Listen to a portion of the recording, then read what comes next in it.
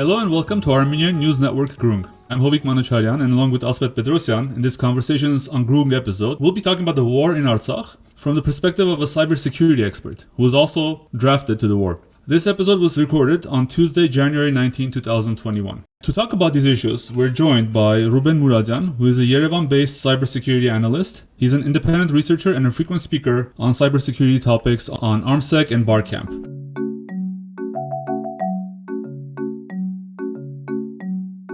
Hello and welcome, Ruben.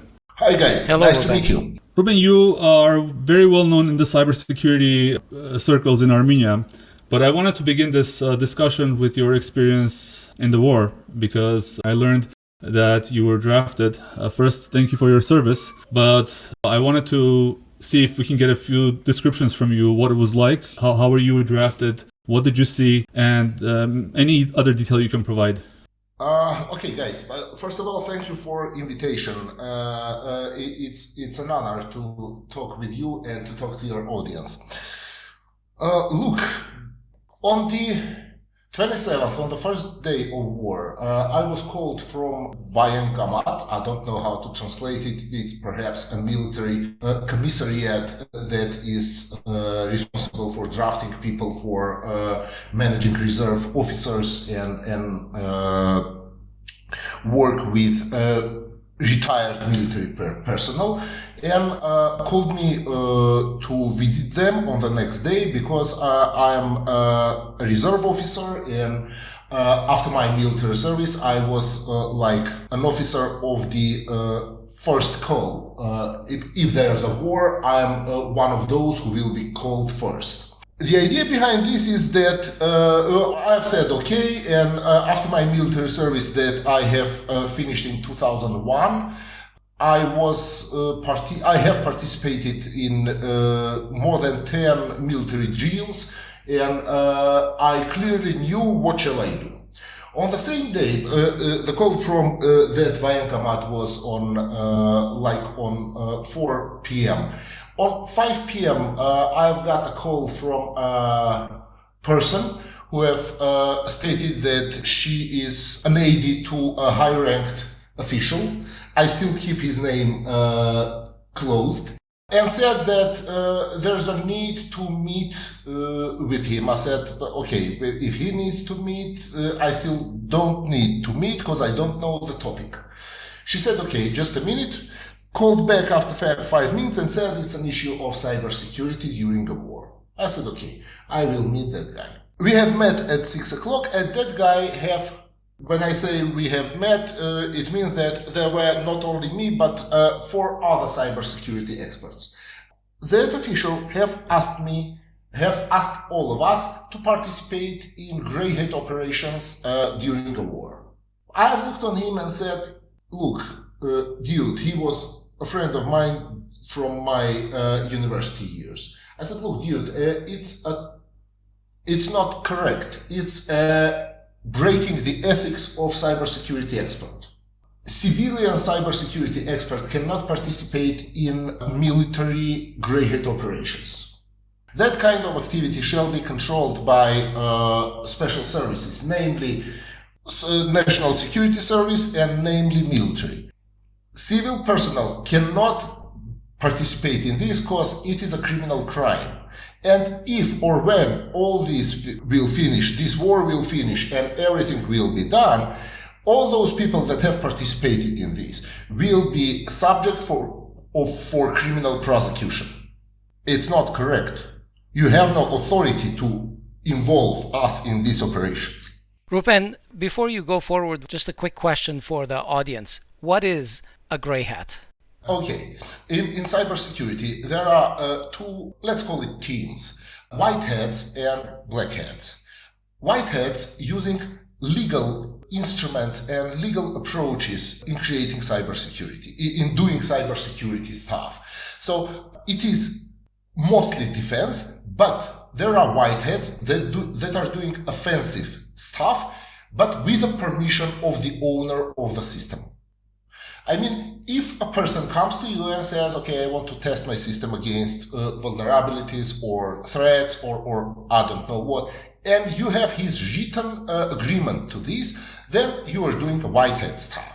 When it comes to black hat stuff, it is something that is being done illegally in all the flavors of those non-legal actions. I mean, there are a lot. And grey hat is that there is no distinct border between in your actions. You cannot say that it is white hat, you cannot say that it is grey hat, that it is black hat. It is something in between, and it is up to you to judge, is your action white hat or black hat. He understood that he had failed in creating this stuff and creating that, let's call it, parallel army of parallel national security service, and this meeting had finished. On the next day, I have gone to that Voenkomat and have been drafted. But what was the interesting thing? For all my reserve career, I was attached to cybersecurity department of Ministry of Defense. And my military experience is a cybersecurity officer. I was perhaps the first cybersecurity officer in Armenian army in 1999. And without any expectations, I have been sent to Artsakh and was given power of deputy commander of infantry company. Company is a military regiment bigger than platoon, like 110 people, and started to serve as infantry. So guys, you have a friend that can fire a 60mm mortar and anything lower than this in caliber. So let me get this straight. You had command of 110 people? No, I was deputy commander of military company, and it is, look, I do not want to say that I was, guys, I was not an experienced person in all this stuff. My military rank is junior lieutenant, perhaps the most funny rank in Armenian army. It is not given for last 15 or 16 years, and it is like a legacy rank that is not being used. So I am the youngest possible officer in Armenian army. My rank is that. My military experience is mostly with military communications and computer stuff and cybersecurity. So I know how to fire and I have passed all those trainings, but I am not a professional infantry officer.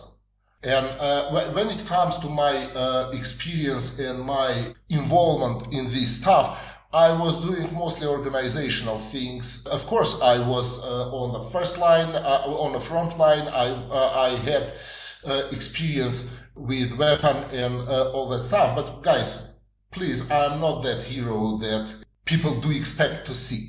Let's call it that way.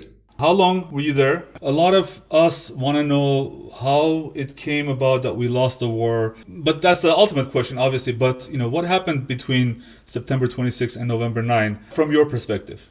To be honest, I'm not a military expert. And my military knowledge comes from a communication specialist background and drills and junior officers during this war. I have been drafted on September 28 and I finished my service in this war on October 29th. We were deployed in near Artsakh. I don't want to give exact location. It was a front line. Our company was responsible for 7 posts. It was like 4.5 kilometers of front line. I cannot give you a big perspective on this, but I have read recently an opinion from renowned Armenian military specialist Norater Grigorians, a first war hero, and he said, he was asked why Armenian army have lost the war. And he answered, because Armenian army was not involved in the war. Guys, the biggest issue with the war was that, in my, again, judgment and personal opinion, that it was not a war between Armenia and Azerbaijan. It was a war between Nagorno-Karabakh and Azerbaijan. And the biggest issue, from my point of view, is that Armenian army was not involved in this military action. When I say was not involved, it was not involved fully. Perhaps you have read Rasmin4 article, series of articles about the possible targets for Armenian missiles on Azerbaijan territory. It is Ganja airport, it is Barda airport, a lot of targets that were not hit. Armenian missiles were used 3 or 4 times. Iskander was used once against target in Shushi. So Armenian missile forces were not used. Armenian aviation, the highly advertised Su-30s, were not used. A lot of Armenian anti-aircraft equipment was not used. And in my knowledge, and it can be wrong, I stress this, in my personal knowledge, only part of first Armenian military corpus, it is like a brigade in US Army, was used during this war. Only part of this. So when it comes to a question why we have lost, a answer is because Armenian army was not involved in this war. The second issue is that there was a big problem with involvement of reserve and volunteers. Look, when you are taking a person like me who has military background, who has understanding of what military is, it is totally okay to take me to the war. I am fine with that. I was trained for that, and I am okay. Who if not me? But there were a lot of volunteers that have been, I don't know if it's correct word to say that they were drafted. They have created some volunteer troops, or they're not troops. I mean, I don't know. It is irregular army. It is like a guerrilla. It is, I don't know what. I mean, those people had no understanding what army is, what their task is. They had no efficient commanders. They had no efficient military management. They had no enough military knowledge. I mean, why the drafting and why the military reserve management have gone to the volunteer, in the volunteer direction, not in military direction. It is again one of the biggest secrets of this war. Because army is the structure and army is the institution that shall do this thing. There are possible answers to my questions. One of them was provided by Moses Hakopian. I'm talking about the question about reservists and drafting and volunteers. Yeah, and he have named one of the causes. There is a term, I don't know how to translate it to English, but I'll explain it. That there are, in the army, there are, let's call it phantom regiments and phantom brigades that have management but have no soldiers, enough low-level, low-ranking military specialists. And if or when the war happens, all those reserve people, people from military reserve, are coming to that, are being drafted into this regiment and start to train and start to prepare to war while the regular army is doing their job. So it's like a backup regiments, or I don't know how to translate it in Armenian, it is կադրավորված զորամասեր. There was a decision, and Moses Hakopian have voiced it, to disband those units. And there were a lot of those units, and those units were disbanded during 2019, during the reforms in Armenian army. And when it comes to war, there were no space to accept those reserve officers in the regular army. And the approach with volunteers was the only thing that can be done at that time. But it was totally inefficient. It was even counter-efficient.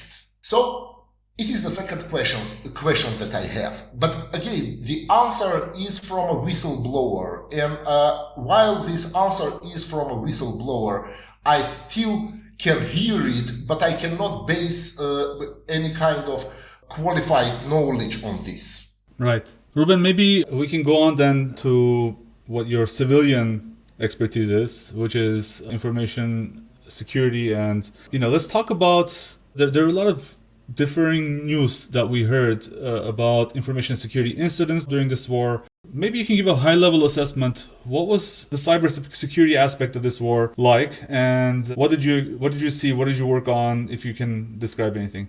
Let me go a little back in dates for the 2020. We have seen raising Azeri activity starting May. When I say we, I say cybersecurity, people of cybersecurity field. And we have seen a lot of leaks. First of all, there were leaks about the COVID. A lot of data of COVID patients have leaked.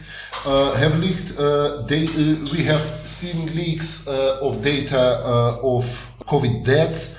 We have seen leaks of various data of personal information like passports, like social ID numbers, and all these have continued until July clashes.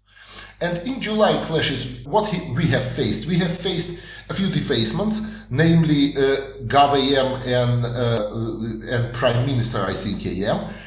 Was it only a defacement, the Gov.am, for instance? At least it was seen as defacement from outside. While Armenian government is totally secretive and tries to hide all this stuff under the carpet. I mean, before September 27, I have registered like 20 or 21 security incidents with leaked data defacement from Azeri side. And there were only 3 cases when Armenian officials have said something about those leaks and promised to conduct investigations, to carry investigation. And none of those 3 investigations have come to result, at least published result. And all those 20 cases were just silenced. People were behaving like this have not happened. Nothing happened. Gov.am was not hacked. Primeminister.am was not defaced. There were no details published on this. Ruben, I'm interested in knowing what are the laws in Armenia saying about transparency of these events. For example, in California, we have laws that disclosure laws that if something has been hacked into, public data has been lost to hackers, those must be informed. But what about Armenia? Thank you for your question, Aspet. It is really what I have meant. There is a law on data protection in Armenia, and this data protection law includes mandatory disclosure of cybersecurity incidents that have resulted a leak of personal data. And this law is really a good law if it was implemented or if it was enforced. But as many other laws in Armenia, this law does not work. I mean, okay, this law exists on a paper. There's a division in Ministry of Justice, but this law is not enforced. So it is good on paper, but it's not implemented properly, you're saying? Exactly. So coming back to this point, there are 20 or 21, I do not remember exactly, incidents that I have registered, and you may see it on my Twitter, that were not investigated, or at least results of those investigations were not published. When we have came to September 27th, on September 27th, I have published a notice that I am registering a few high-volume DDoS attacks against news websites. And I have announced that Armenian webmasters shall expect hacker activity from Azeri side on our resources. Then I have been drafted and had no internet access for 31 days. And when I have came back, I have seen a lot of critical data leaks published by Azeris. And when I say critical data leaks, let's just on a high level name those data leaks. Data from Ministry of Foreign Affairs have been leaked. Data from President's Office of Armenia have been leaked. Data from National Security Service have been leaked. Data from Armenian nuclear power station have been leaked. And those leaks, but I'm naming just the most critical ones. Those leaks were published by Azeris. So we do see only those leaks that Azeris want us to see. I mean, we have seen only only information that Azeris have put in front of us, but we do not know what they have stolen and what are they keeping secret. And while we have not implemented that mandatory disclosure principle, we can only imagine or we can only judge what have been leaked during this war. When you say we, let's call it you and me, but what about the government? Does the government actually know how much data they have lost and they're simply not disclosing, or do they not know? I am afraid that they do not know. It is just an opinion, but let me try to explain. When we say about, and we are coming to the topic of cybersecurity compliance. When we talk cybersecurity compliance, we are talking about the infrastructure where cybersecurity systems, it is called ISMS, Information Security Management Systems, are compliant to any kind of standards. Those standards are widely known in our community. It is, for example, ISO 27K. It is a set of standards that is umbrella called NIST. It is PCI DSS for payment card industry. But what is the purpose of those standards? Those standards increase security, but they do not guarantee security. What do they guarantee? They provide a space for effective and efficient investigation in case of cybersecurity incident. If you will look on cybersecurity incidents published, for example, by Verizon on a yearly basis, you will see that nearly 70% of cybersecurity incidents happened in companies that were compliant to international cybersecurity standards. And it is a really high number. But why it is so high? Because those companies are able to understand that cybersecurity incident happened. They have the facility, they have the capability, they have the people. They can assess the loss. Yeah, they can see the loss, they can feel the loss. Because it is not like how I can call it, okay, like a diamond. That diamond exists or does not exist, right? If a diamond is stolen, you do not see it. With digital data, with current data, you cannot clearly see if this data was stolen or copied or replaced. So when it comes to digital data, you have to have facilities just to understand that something was stolen. And those facilities are not properly implemented in most government institutions. And proof of my words are those leaks that are published by Azeris and are not addressed by our government. A lot of times it's easy for us to read something, oh, it's just a defacement, it's just some script kiddie changing a website. Have you seen evidence, or do you believe that there was such a capability that the Azeris had where not only was this a simple defacement, but they actually use it for electronic warfare, whether it's acquiring targets, whether it's gathering intelligence? Look, first of all, we have to understand that personal data that have been leaked, and when we say personal data that have been leaked, it is, for example, scans of passports of military personnel, scans of personal files and this data was stolen from a military hospital, or personal files of military personnel that have been treated in this hospital. I mean, you do see what happened with prisoners of war that have been taken to Azeri custody after the peace deal. They are being charged with terrorism, and they are not considered prisoners of war. So knowing personal data of Armenian military is a possible way to start criminal prosecution against them. Just imagine if Azeri side will have personal data of cybersecurity department of Ministry of Defense or National Security Agency. Those people will be charged with cyber criminal activities.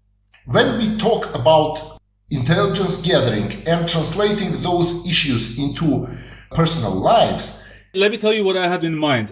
Specifically, there was rumor that the phone companies were hacked and the location data of all the military officers was known and was used for targeting. So they were in on the servers in a live basis. They were able to get GPS data all the time. Well, that's one of the rumors I heard. Okay, guys, if you're talking about this, then let me tell you a few publicly known facts. First of all, Azeri side have got access to the facilities of Karabakh Telecom in Karabakh.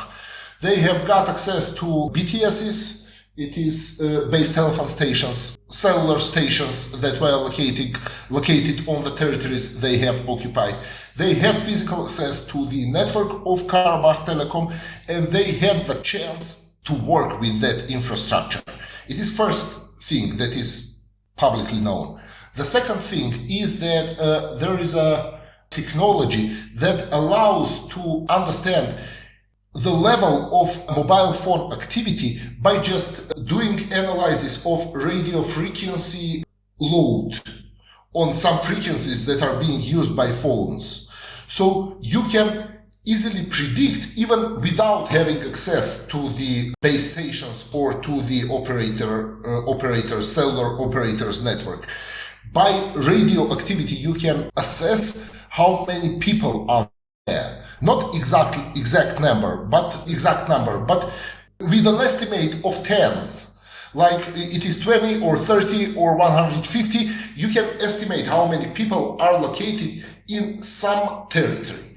So this can be used for targeting, for example, artillery. So a quick question. How do you get that from the radio activity, or if you're not getting it from the APs, the access points? No, by putting a special frequency analyzer near that field, near that place. You can put that frequency analyzer on a drone, for example. You can put this frequency analyzer in a truck that will be located somewhere near. Just for your understanding, the closest front line, the closest Azeri positions to our front line in our 4.5 kilometers was 17 meters. Yeah, so they're getting a sensor on the spot. Yeah, they can put a sensor and start to analyze frequencies used and frequency activity in this territory, in nearby territory, and understand or estimate number of, not actually people, but number of devices that are being connected to access point, to BTS, base telephone station. So when it comes to radio electronic intelligence, it is exactly what you are asking about. It is not directly connected to the leaks that I was talking about previously. But look, we have been taught in a very painful way that this is not a war that we expected to fight. This was a war of technologies. There are a lot of different technological aspects of this war that we are discussing. And the first one was in a cyber field or cybersecurity field, and it was about data leaks that we have experienced. The second one is that radio electronic warfare that we were talking about in last minutes, and it is mostly connected with drones, it is mostly connected with radio electronic intelligence, it is mostly connected with wiretapping of communications. And this is field actions. And cybersecurity part is kind of civilian operations. When we have a cybersecurity incident, it is targeted to all of the people of Armenia, all of the citizens of Armenia, their data is being leaked and their data is being analyzed. When we talk about databases of Armenian phone operators that were published again, stolen and published by Azeris, what does this provide to an Azeri? It is providing or giving him the ability to conduct targeted social engineering attacks. What does it mean? Someone is calling you Aspet and say, "Hi Aspet, are you that Aspet, I don't know, Bogosian that lives on this address? I am calling you from police department. We need to," and they start to ask you questions. And you do trust them because they have provided some information that police department can know. We call that social engineering. Yeah, and I have called that you are becoming an easy target for social engineering using your personal data. So, and we do see a lot of that social engineering stuff done during the war. For example, a lot of people were contacted in Facebook with targeted messages. Personally targeted messages. There was an issue with SMS sending by different numbers. There was an issue with Viber and WhatsApp attacks during the war. I mean, Azeris do know what to do with this personal data they have stolen. And we do not know how to protect those whose personal data has been stolen because we do not know the fact that this data was stolen generally. I mean, we do not know that this data was stolen at all. Yeah, that's a very frightening concept, that we are unaware of what data has leaked out. Yeah. Earlier in the year, actually a few months ago, we talked to David Sandukhjan, who had been a general counsel of Armentel. It was Beeline, yeah. Beeline, that's right, thank you. And one of the topics we discussed about with him was about the security of the Armenian IT infrastructure coming into the country, and that was Caucasus Online. We said there's only essentially one line that goes into the country. So if everything goes through that, and Azerbaijan is trying to obtain what is called a controlling share of that company, they may not even need entirely all these leaks and everything, because they'll be able to tap the data right at its source. Look, I can agree or disagree with this. The issue is that there's no information currently about the Azeris acquiring some number of shares of that Caucasus Online. I was one of the people who have started to blow that whistle. Okay, theoretically, you're right. Practically, it is really hard to implement. But when we are talking about this, there are a lot of similar risks that cannot be mitigated. And perhaps I will go deeper in the technical details now, and if it will not be understandable, please stop me at some point. There's a thing that is called BGP. It is Border Gateway Protocol, and it is used to dynamically route internet traffic to different directions based on the current speed of links available to different routers used to provide connectivity. And there are a lot of attacks to BGP that allow to reroute traffic, internet traffic, to desired locations. And there were 2 or 3 incidents when Armenian traffic was rerouted through Azerbaijani destinations. So, comparing the access of Azeri side to communications with the vulnerabilities in BGP protocol, believe me, BGP protocol carries much more dangers than access to wire. Because, look, even if rogue Azeri administrator will access the wire and put wiretapping stuff on it, it will be still really difficult to process all this data. And Caucasus Online cable that is coming is operating under the speed of 800 gigabits per second. It is a huge amount of data processed to be stored, to be analyzed. I mean, I don't think that any government on South Caucasus has enough processing facilities to analyze this stuff, including Turkey and Iran, by the way. But when it comes to dangers, I will stress another danger. It is single point of failure. It is again cybersecurity term that if something will happen with this cable, it will mean that Armenia will be cut off from communications. It is much more dangerous thing compared to wiretapping, because sensitive data is always protected, and unprotected data that is going through the cable is not that unprotected that it seems to be. For example, it is not possible to real-time decrypt TLS communications, and all the Facebook communications or even our talk that we are talking is protected by TLS right now. And it is really difficult to decrypt these TLS communications by the third party. So when you have huge amount of traffic, and when you do not have the processing power to decrypt even one conversation in this huge amount of traffic, it is still dangerous, but it is not that dangerous that it appears to be. That is my point. But the contingency and business continuity point of view of this single or two or three cables, I don't know how many, that they can be cut off by, I don't know, drunk bulldozer operator. And it is something that happened, that drunk bulldozer operator. I think we talked about that in our podcast, as a matter of fact, Hovik. Perhaps this story is from 2014, I think. One thing I wanted to ask you quickly, what would be your recommendation to the Armenian government today? I mean, everything is in shatters. We're hearing that, they're able to barely keep the lights on, but what would be your recommendation for today, 2 months from now, and a year from now, on how Armenia can get back on its feet in terms of cybersecurity, in terms of being able to defend itself? You have asked for a quick answer for the longest question that you have asked. Yes. Okay, on a very, very, very high level. First of all, do not try to reinvent the wheel.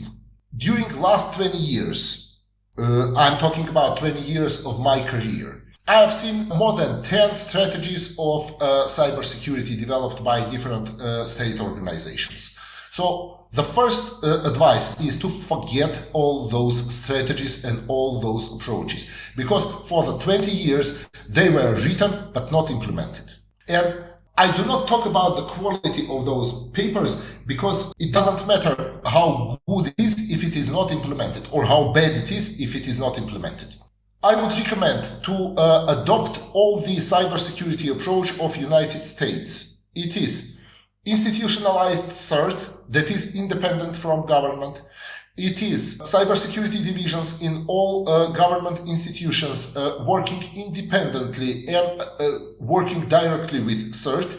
It is acceptance and implementation of NIST standards that are widely published and freely available from NIST publication site.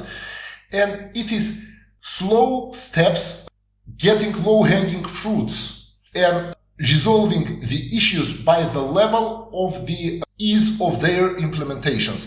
The most easier steps shall be done first, the more difficult second, and so on. It is a short answer to a very deep question, Hovik. But I do afraid that we will not learn the lessons and we will not do our homework. And why do I think so? Because no single issue, no single cybersecurity issue during the war was accepted. I even do not talk about the investigation. I'm just saying that all the responsible parties are acting like nothing happened. And it is the most dangerous thing that I have stated during our talk. While those incidents were like, 3,000 COVID patients data, or defacement of Primeminister.am, or something like this, we can talk about minor incidents that were mostly PR activity, not the real data leaked.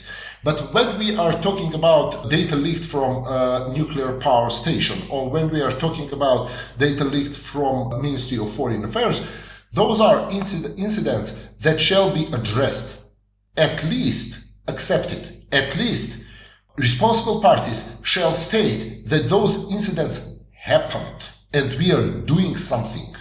And while this is not accepted, at least I am sure that this will happen again, because lessons are not learned.